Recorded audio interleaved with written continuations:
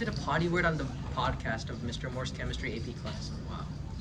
Mr. Moore, this is a We'll have to deal with that too. This is a podcast now. I'm not even joking. Right. Okay, so colliding particles, number one, I'm looking at how collision theory plays out. Number one, so if we want reactant particles to run into one another and break apart so that they can rearrange and make something new, one of the things that will play a role in how fast the reaction happens is how are the reacting things oriented? Do the reactive parts of the molecules, is that what's running into one another? Or is a non-reacting part of the molecule hitting another part of the molecule? I have a graphic on this one, I'll show you what I mean. But the orientation of particles, how they're arranged when they run into each other matters. And we'll see that. The second thing is, remember that the reactants must have their bonds break. You're not going to have a rearrangement of particles unless the bonds in the reactants break. So that amount of energy required to break the bonds is known as the activation energy. This, by the way, is slide number 32, if you're not there. So yeah, the activation energy, and we saw this graphic before I have this. The reactants have to, remember, going up this hill is the amount of energy that the reactants need to gain in order for their bonds to break. So yeah, up here, the reactants are broken apart. They're no longer reactants, but they're not yet products. They're in between. So that was what we call the activated complex. And the activation energy is that amount of energy for the reactants to get to the activated complex. That's the amount of energy to break their bonds. So the higher the activation energy, the slower a reaction is going to be because of that. And we'll explore that a little bit more. Now, where does that energy come from? Particles have motion. They're moving. And as they hit one another, they're hitting each other with a certain amount of kinetic energy. That kinetic energy gets transferred possibly into chemical energy, where the particles can use that energy to break their bonds. So yeah, the collision kinetic energies can be used as like thermodynamic energy. And then finally, the temperature plays a big role, because if you increase the temperature of a reaction, number one, the particles are moving faster, so they collide more frequently. But the second thing is, because they're moving around faster, they have more kinetic energy, therefore more collisions are going to have the activation energy. So if more collisions have the activation energy, the reaction will proceed faster. Now this last bullet point down here, this should really be number 4. So the K for a reaction, the rate constant, will increase with 3 things. An increase in temperature, because of these 2 things, more frequent collisions and higher energy of collisions. So the temperature always makes a reaction go faster. If you add a catalyst, the catalyst is going to lower the activation energy. Tomorrow, our one topic is catalyst, the way a catalyst works, the math involved with catalysis. So we'll talk about that tomorrow. And then if you increase the surface area of a solid, if you have a solid reactant, one way that you can make a solid react faster is to grind it down into smaller particles, smaller pieces, so that there's more area of the solid exposed. Like if I'm trying to dissolve a sample of salt, if I have a big chunk of salt as my sample, it's going to take a long time for one chunk of salt to dissolve, because the only space for the water to get at and affect the salt is on the outside of it. But if I take that chunk and grind it up into real small pieces, then I have a lot of the surface exposed of the solid, and it will dissolve much faster. So you can always dissolve solids faster by grinding them up, or even reaction, not just a physical change like dissolving, but for a solid to react faster, you can grind it up. Okay, so we're going to go through each of these things. And yeah, I jumped over this one when I scrolled down to the energy profile. The steric factor is represented like this. The steric factor has to do with how the particles that are reacting are arranged when they hit one another. So that's called the steric factor. The steric factor is a fraction number. If every single collision has the right orientation, then the steric factor is 1.0. Anything else, any other possibility for collision that isn't in the right orientation will decrease the steric factor below 1. So the steric factor will be given numerically as a fraction number, like a decimal number. So if our desire is for our reactants to collide in this and make this product, where you've got a green particle with a pointy part to it, and then a blue particle with that cutout part. So if you have this as the product of your reaction, if these two particles are going toward one another, they're very likely to have the right orientation to make that. So this would result in very likely the particles making the product. However, if you have these two particles, which are reactant particles, if they're going toward each other, it's very likely they're just going to bounce off of one another and not actually react. So you can have a lot of collisions that don't result in the actual production of the product because these particles aren't oriented properly to make that, so they just hit and bounce off one another. And they'll have to wait for the next collision to possibly have the right orientation. So, yeah, like this is showing that if that's a collision of these two particles, they'll just bounce off of one another. This is especially significant when we're dealing with big molecules, big complex molecules that have a lot of reactive parts. You could have a lot of side products for a reaction because you need the actual reacting parts to hit one another. So yeah, the orientation does make a big difference, especially as the reactant particles get more complex. Okay, so that's called the steric factor. I'll mention that again here in a moment. Then yeah, we had talked about that already. Keep in mind, you can have a lot of collisions that don't make it up the hill, so they just won't react. So the more collisions that get their energy up above there and keep it going, that will make for a faster reaction. Now, those factors that I bullet pointed up here, those are all wrapped together. A guy named Svante Arrhenius, who I had mentioned earlier this year, he came up with a definition of acids and bases, Arrhenius acids and bases. Same guy. He also studied kinetics. He was like around in the 1860s, I think. So this is a long time ago. Arrhenius was brilliant. He came up with a relationship that connected the rate constant of a reaction K with all the things that would affect the rate of a reaction. And those things are all of these. There's 5 terms that will go together and affect the K value. K is equal to Z, which is how frequently particles collide, multiplied by P. P is the steric factor. That's what fraction have the right orientation to collide with. So Z times P times E. Now E is not a variable, it's a number, it's a constant number. E is the natural log number, the natural log base. So E is being raised to the negative activation energy over RT. So yeah, Arrhenius, man, how he came up with this, I don't know. I haven't read up on like what he did to derive this. And some of these are theoretical numbers. Like you can't really measure the Z and the P. You've got to, I don't know, like use some deduction, I think, to figure out what those values are. So it turns out that Z and P, if we just scroll to the bottom of this slide, the Z and P really go together. And so that product there, Z times P, has been replaced with A. The A was in honor of Arrhenius. So the Arrhenius equation normally is written like this. It is the rate constant for a reaction K. Every reaction has its own rate constant. Equals frequency factor A times E, the number, raised to the EA over R, negative EA over RT. Have enough? What's the unit on A? No unit, because both of these are, actually, this may be per second, because the frequency is measured in like occurrences per second, like the hertz, hertz from physics. It's 1 over seconds. So I think that's probably what it is. So that our K, which normally is first order, has the correct unit.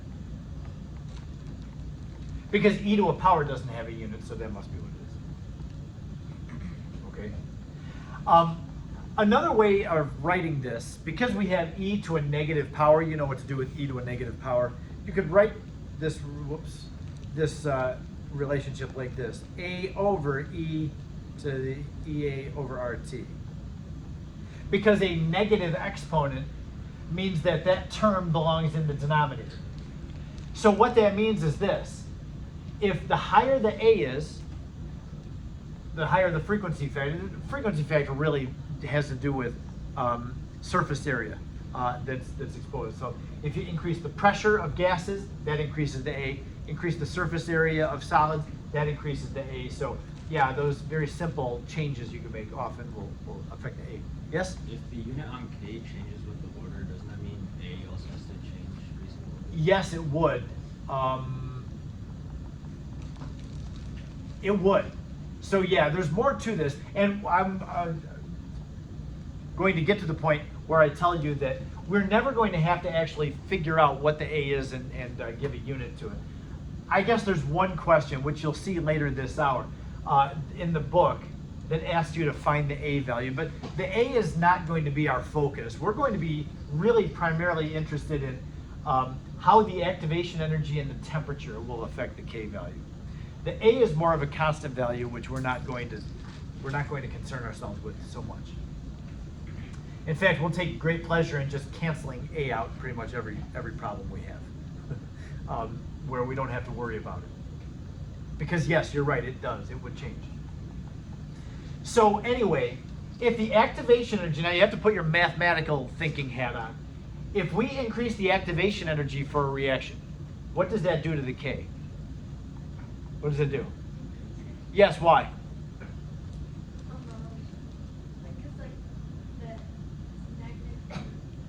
Yes, increase this number. What would that do to the denominator? It would increase the denominator, which makes the fraction go smaller. Yeah, so you're exactly right. Yeah, so the higher the activation energy, the smaller the K value. Now, I want you to notice something about activation energy. It's not just activation energy down here in the denominator. It's e to the EA power. It's an exponential term. So that means this, when we look at this, and the activation energy is how much energy the reactants have to gain in order to break apart. If the activation energy goes up just a small amount, that increases the K significantly, because changing EA by a small amount, you're changing the power on E, which could significantly change the denominator. It's an exponential term. So be aware of that. The activation energy will affect the denominator by a lot. What about the temperature? If you increase the temperature, we talked about it conceptually, but mathematically, increasing the temperature does what to the denominator? It makes it smaller, right? Temperature is a denominator, is in the denominator, in the power on E. So that makes the denominator smaller. The bigger the temperature, the smaller the denominator, and therefore the higher the K value. So both conceptually and mathematically, we need to understand that the temperature will make a reaction faster. The next thing for us to do is, because A is not going to be a term that is easy to measure or know, so we're going to manipulate this Arrhenius equation algebraically so that we can have a way to relate the K value to the activation energy and temperature in a nicer way. So let's go to the next slide. It is going to be in the form of a derivation. Those are always fun.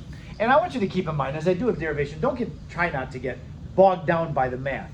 I could just tell you what the final equation is and say, okay, so we have the Arrhenius equation, and then you can manipulate it, go there. But you're advanced, and I want you to see how we come up with these mathematical relationships. So if I have the Arrhenius equation, and I take the natural log of both sides, we just, from that point, have to do some algebra and figure out another way of writing this thing. So let's go ahead and take the ln of both sides. Ln of k on the left equals, and then on the right side, ln of a times e to the negative ea over rt. So that the left side, the natural log of the rate constant, we can't do anything with that, so we just have to leave it as ln of k. The right side, though, I've got the ln of a, not ln, ln of A times a term. So if you have been through logs yet, you know that when you have ln of A times B, that's the same thing as ln of A plus the ln of B. So it looks like this, ln of A plus ln of e to the negative EA over RT.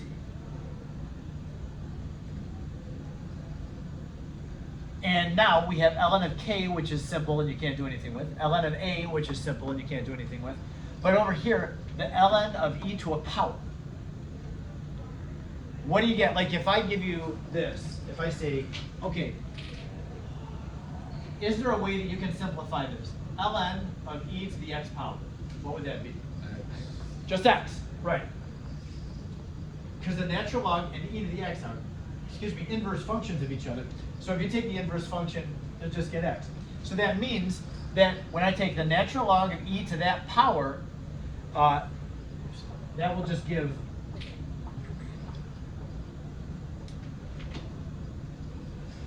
e to the negative EA over RT for that term. So it looks like this. ln of k equals ln of A plus negative EA over RT.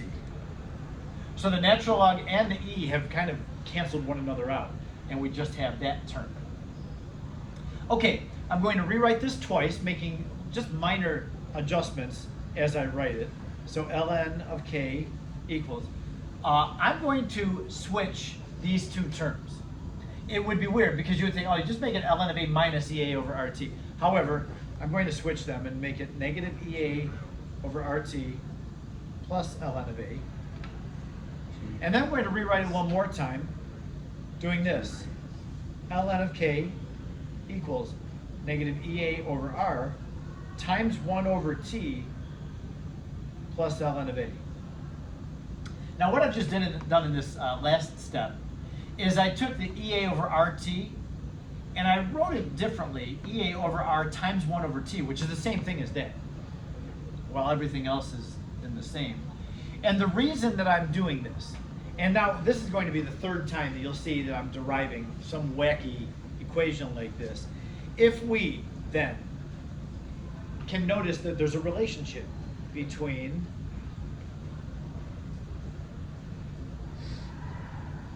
love that self-correcting straight line tool in school in Notability. If we were to make a graph and make the ln of k the y-axis and the inverse of temperature the x-axis, so I have y equals, this is a constant, the activation energy, as long as there's no catalyst in there, is a constant. R is a constant, the thermodynamic constant. So this coefficient out here is a constant. And then as we change the temperature, we'll be changing the x-axis, and that will affect the y-axis. So, yeah, this gives us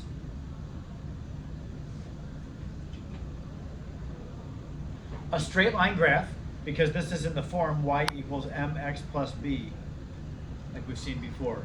But yeah, our coordinates are just so inconvenient. Maybe sometime this year we can come up with a derivation that doesn't give us such ugly x and y axes, but this is another ugly one. So now what is this slope? If this is the equation for the line, what's the slope of the line? Yep, that term right there, the term that's out in front of the x term. So the slope on this thing, and this is why it's negative, is negative EA over R. Now the activation energy is always positive, and the R is positive, is 8.31. So yeah, this slope for this, any reaction, if you do this graph, is going to give you a negative value. The slope will be negative because activation energy has to be positive. So you're going to see that there will be exercises that will describe, they'll either have you make a graph like this, or they'll describe a graph of ln of k versus the inverse of temperature, and they'll tell you what the slope was. Yes? Is A a dynamic quantity or static quantity? It's static. Yep. And that's kind of weird too. You would think, isn't A, where's my, A is both of these terms, Z and P, right? A is Z times P. The frequency of collisions, you would think that that's temperature dependent. wouldn't you? The higher the temperature, the more frequently they're colliding. But it's not. For whatever reason, the frequency factor is affected by the nature of the reactance. That's what the way I think of the A value. It's the nature of the reactance. Number one, how finely ground up our solid reactants. How high is the pressure? Because that will affect the A value. So A is more a function of the nature of the reactants products, more so than the raw frequency of their collision.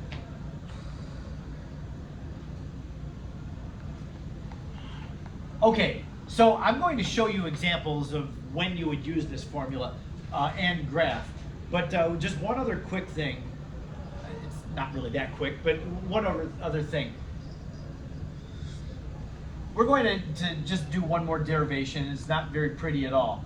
But rather than having to do an entire graph to figure out what the activation energy is, all we need is 2 points. 2 points on this graph can define a line. So the next slide has us just considering if we just have a reaction and we figure out what the K value is at 2 different temperatures. If we can find the K value at 2 different temperatures, that will allow us to find the activation energy for a reaction. This is going to show us how we do that. This is not a pretty derivation at all, because this is the expression that we had in the last, right there.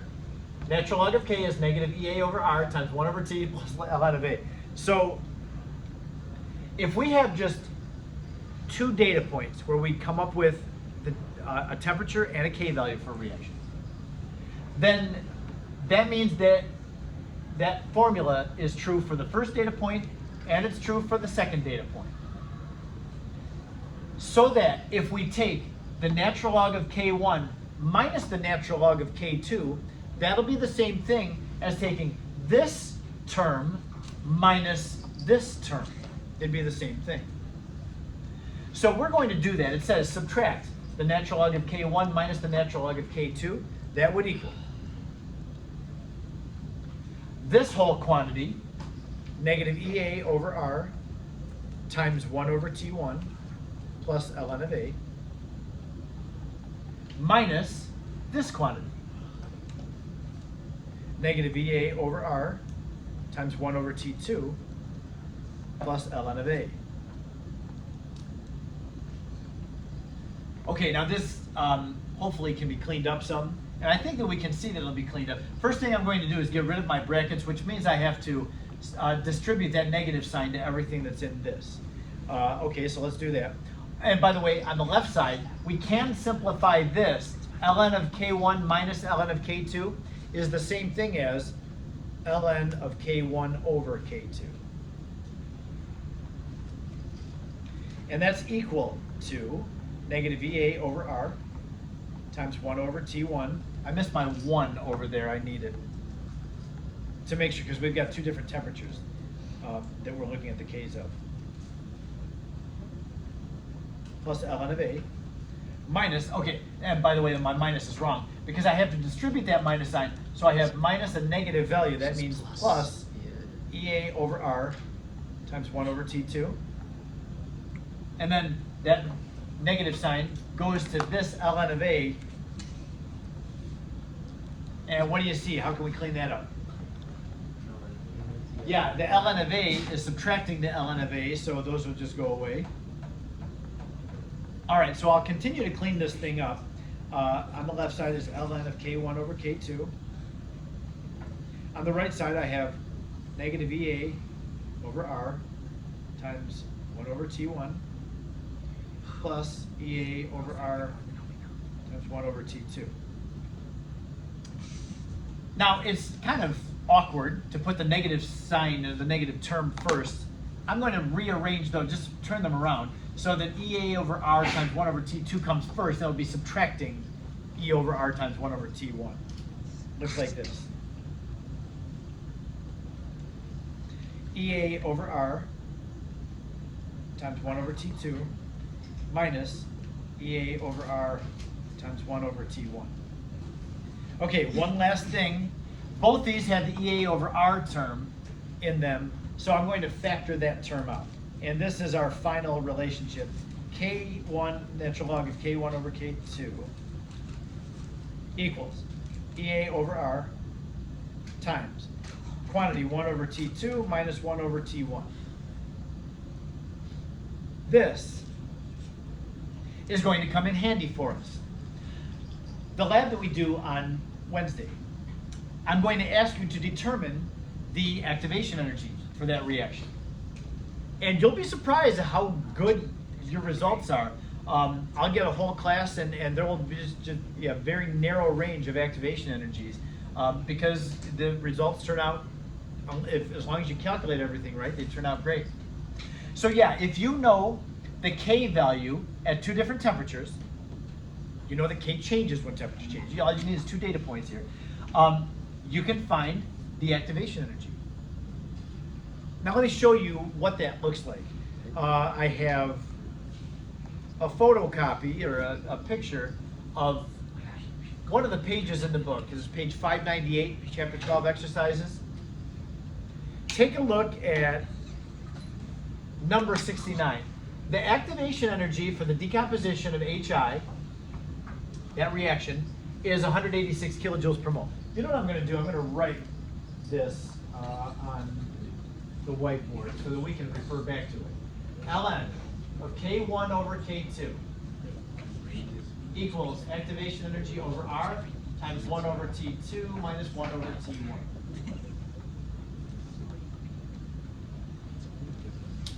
So, yeah, this one, number 69, gives us the activation energy, so we know that this term is 186. Remember, it's always positive.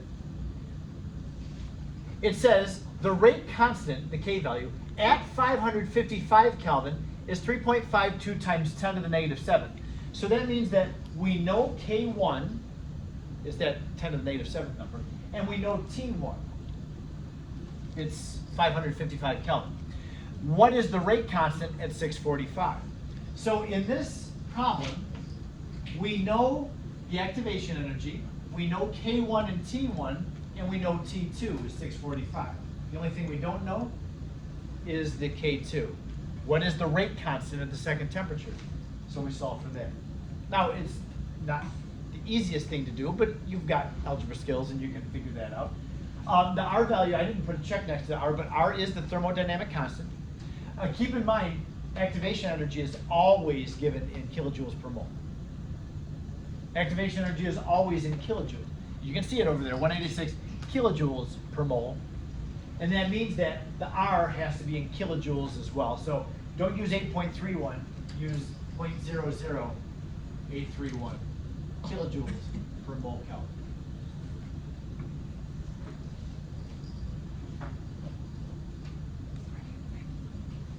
Okay.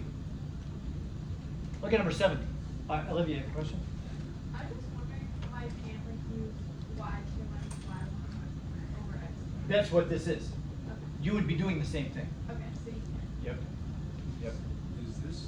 Because yeah, the x term is, yeah, so this is your x term, and this is the y term, and the slope is E over R, so yeah, it is the same exactly. Is this like on the formula sheet or is it? It's not on the formula sheet, no. So you start deriving it if you need to use it. Or memorize it. Look at number 70. It says a first order reaction, which doesn't matter. I guess it kind of does because it gives us the K value and the unit on K is seconds, 1 over seconds.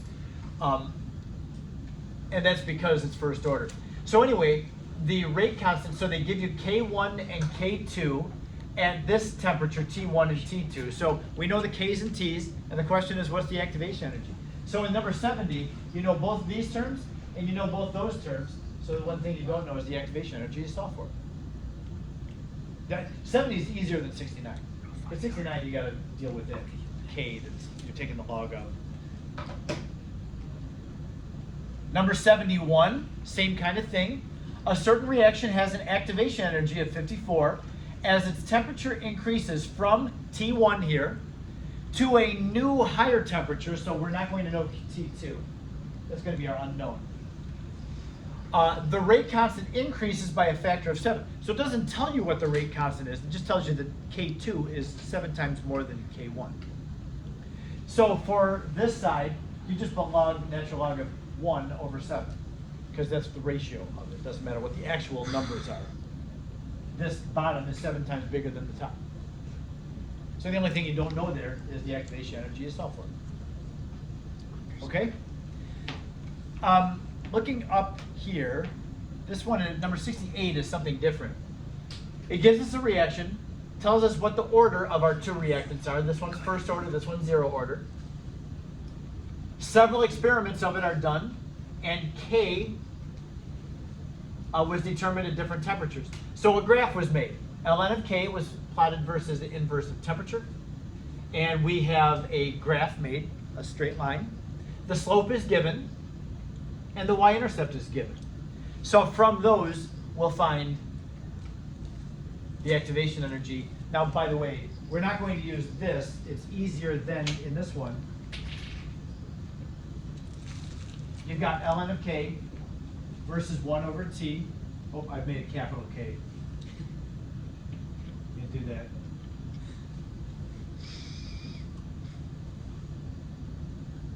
And the problem tells us that the slope is what? Negative 1.1 times 10 to the fourth kelvin. That's negative EA over R. Remember. So yeah, you'll need to find the activation energy. That's part A. So just multiply the slope by negative R, and you'll get the activation energy, which is always positive. Yes, Dick? On the BA tomorrow, is it just differential rate law? Yes, I know that the paper, the reading quiz schedule said that tomorrow's BA was differential rate law and Arrhenius equation. I apologize for that. I'm not putting any Arrhenius equation on it. It's not really an apology, because you'll be glad. But yeah, you don't have to do this on tomorrow's BA. Just differential rate law like we're doing right here. All right? So yeah, the frequency factor A, that you know that the ln of A is the y-intercept, and so you have the y-intercept there, you can find the A value. Number 67, which I was told earlier today, is one of the assigned problems. This one's fun because they give you 3 data points and they ask you to make the graph. And you have to find the graph with the slope, do it in Excel or Desmos, one that can give you the slope of it. So if you know the slope, you can find the activation energy. And they ask you, determine the activation energy. So you have to graph it and figure out what the slope is. What's the matter? You plug in your ears so you don't have to listen to him? Good idea. So if we have a question on the test, you'll let us use our graphing calculator or whatever? Yeah, on the test you can use any calculator you want. Yep. So on the test, I mean, what if you don't have a graphing calculator? What if you don't have any calculator at all, Sebastian?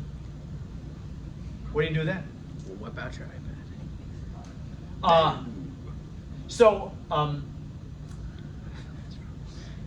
I would either allow you to use your iPad, or I would just give you the graph for that one. I'm forgetting my calculator that day then. Okay? So yeah, that's how we use these equations that we learned today. And then tomorrow, just one last thing, and that's what happens when we have a catalyst. What is the catalyst? The catalyst is the only thing that will change the activation energy. So that EA. Temperature won't change the activation energy, but adding a catalyst does. A catalyst will alter the mechanism for a reaction and change the activation energy. Just one other thing for us today, and that would be number 6 in that example document. We never did that one. We did 5. Would you go to the example document with me?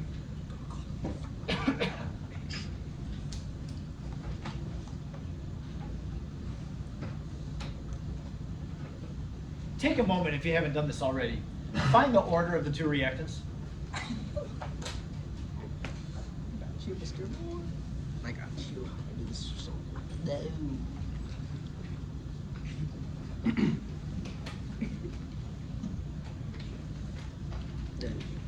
You only have 3 trials to deal with because in trial 4 you were not given one of the concentrations, so you can't use that to find the order. You can only use trials 1, 2, and 3 for this. And what do you know? One of them is not held constant.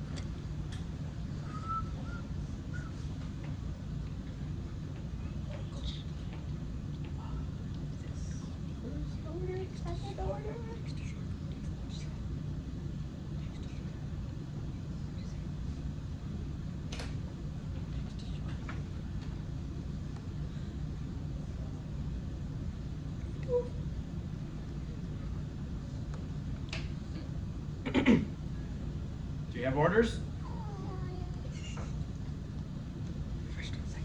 Trials 1 and 2 make it easy for us to find the order on A. In trials 1 and 2, A goes up by a factor of 3, and that causes the rate to go up by a factor of 3. That makes A first order. And the next thing then is to find the order on B. Now, we can't use trials 1 and 2. I'm going to suggest we use 2 and 3 because the numbers are simpler. We're not tripling, like A goes up by a factor of 6. That's annoying. So from 2 to 3, we're just doubling both. So remember now, the rate is going to change because of both the change in A and possibly the change in B. So A goes up by a factor of 2. That means that the rate has to go up by a factor of 2 to 2.6 times 10 to the negative third. Then B goes up by a factor of 2. So it's first order, Mr. And so, yeah, what is happening to the rate as B changes? Duplicate. It doubles as well. So that makes B first order.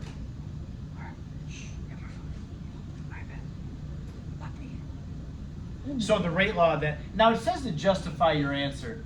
I don't know what's a nice way to do that other than like show the ratios. I will ask you on Wednesday's lab, you're going to have differential rate law data like this, and I'll ask you to show your work. Just show me the ratio. The ratio of like this is tripling and so that triples, that's first order, and then do that for the B term as well. So yeah, the rate law would be rate equals K times A times B, both to the first. I'll put the first power. Now, let's take a look at the other parts of this too. In part C, what is the initial rate of change of A in experiment 3? This is a very silly question because remember, when we're asked about a specific reactant or product, we have to go up to the data table and look up how is the problem defining, whoops, sorry.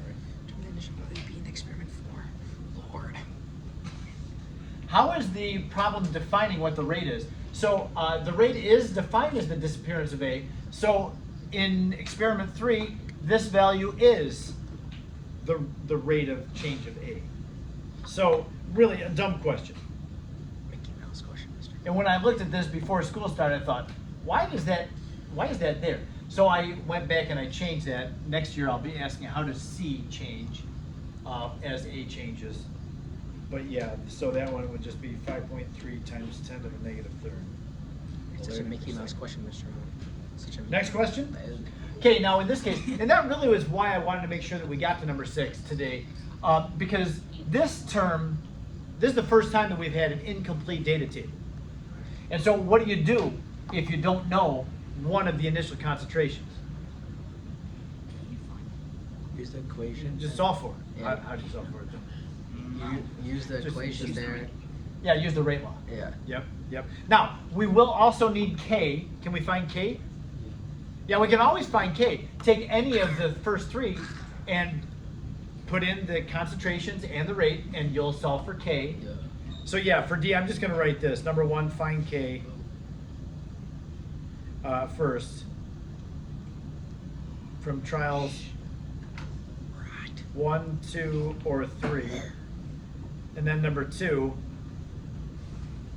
find B's concentration using the rate law.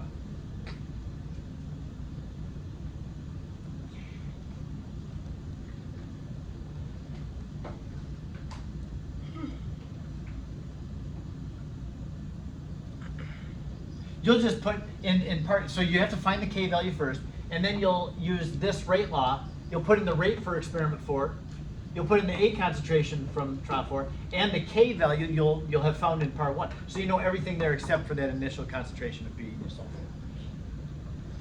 Okay? Then our mechanism question. I'm going to just make this a little small. Well, that's very small. But I want you to be able to see the overall balanced equation. Maybe I could do that over here. 2A plus B yields C plus D. That's our overall balanced equation. I guess now I can make it bigger. We also need the rate law for the reaction. Is number 1 given up here a good mechanism? I had told you, look for the slow step. The slow step rate law would be rate equals K times M times A to the first. I think it's good. But M is a intermediate.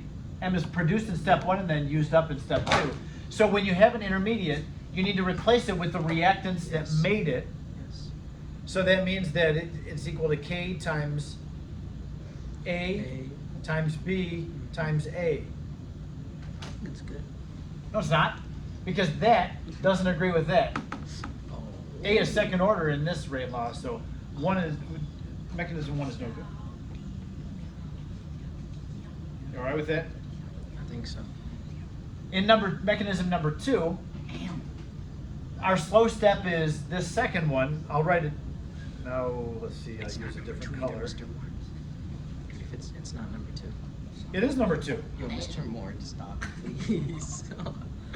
Rate equals K times M times A, just like before. Oh, I didn't see. Oh, my fault, shot. And now M is an intermediate, so we have to replace M with what made it, and that was B. So it's K times B times A. And that's our winner. Winner chicken dinner. Yeah. Wow. We also do have to make sure, remember there's 2 factors that we have to analyze to make sure that a mechanism is valid. Number 1, does the rate law agree with the experimentally determined rate law? But number 2,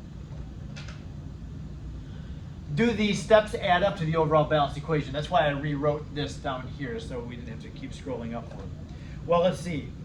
If we add these 3 together, the M's are intermediates, they cancel out. The X's are intermediates, they cancel out. So we have 2A plus B yields C plus D. So yeah, by both criteria, number 2 is the winner. 3 is no good for the same reason that 1 was no good. The rate of the slow step would be intermediate times A, and when you replace the intermediate with A and B, the rate law for number 3 would be K times A squared times B. And that doesn't agree with the experimentally determined rate law. Yes? For D, what was your value? I don't have it. But I could tell you, anybody have the answer to D? 2. 2.0. You got what? I just make it a whole number. Yeah. Well, not a whole number. I guess we round it up. Oh, is that what you got too? Yeah. So on the quiz, like I got 1.99. Should we just? You can leave it like that. Okay. But the other concentrations, like the rate was given with 2 sig figs. Are you going to start with 2 sig figs and get 3 for your answer, Ara? No, me neither. Me neither. I'll probably do it. Okay, that's it. I'm done. Yeah, 1 row. Talk Calamus tomorrow. That's it. That'll be it for the chapter. This is the only easy part. No, I can't look. Please, I don't want to either. I wish I never saw that in my life. God. Okay, okay. Try again. Give it a minute. I'll try again. Are there any